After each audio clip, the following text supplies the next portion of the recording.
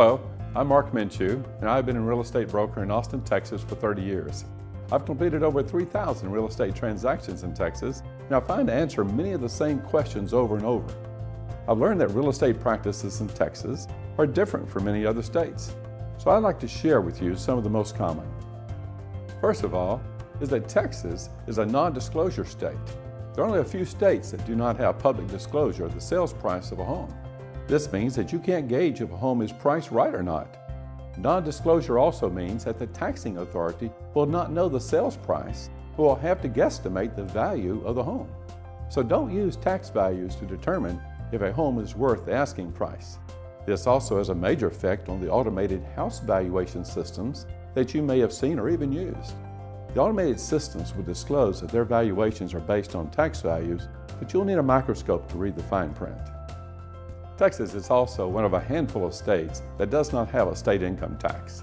Typically, this means that you may write off sales taxes you pay each year on your IRS tax return.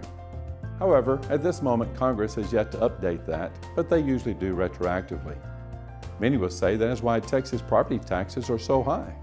Yet when you look at many states whose home prices are much higher than those in Texas, you'll find that they may pay the same amount of property taxes that Texans pay, plus the state income tax, luxury tax, and a plethora of other taxes that Texans do not have. Texas is a homestead state.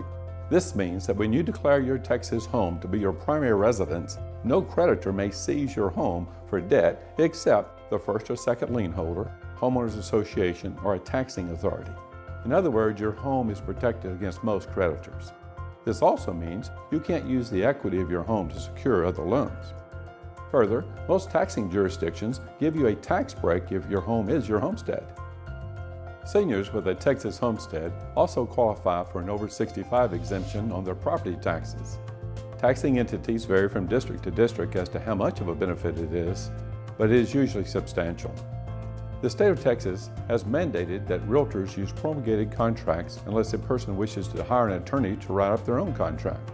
In over 3,000 transactions, I have seen this done only once in a residential contract. These contracts are written on a very basic level and use few legalese whereby most high school graduates can understand the meaning of this agreement.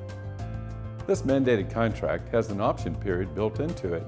If utilized by the buyer and agreed to by the seller, the buyer will have a period of time to examine the home, do inspections, review documents, and opt out of purchasing the home within a negotiated period of time for a small fee. The amount and time period are also negotiable items and depend on the market, but typically it's a few $100s. If the buyer wants to opt out during the option period for any reason, the earnest money is to be returned to the buyer. In Texas, it is unusual for an attorney to negotiate, draw up, or close a residential real estate transaction. The typical cost for attorney's fees in a normal residential transaction is a couple of $100s, and that is for performing redundant procedures for the lender and title company. If you want representation by an attorney, it is encouraged but seldom done. I have other information that may be of interest to you regarding schools, crime statistics, demographics, and much more on my website. So be sure to browse around and see what may be of help to you. Again, I am Mark Minchew, a licensed Texas real estate broker, and it will be my pleasure to help you with all your real estate needs in the great state of Texas.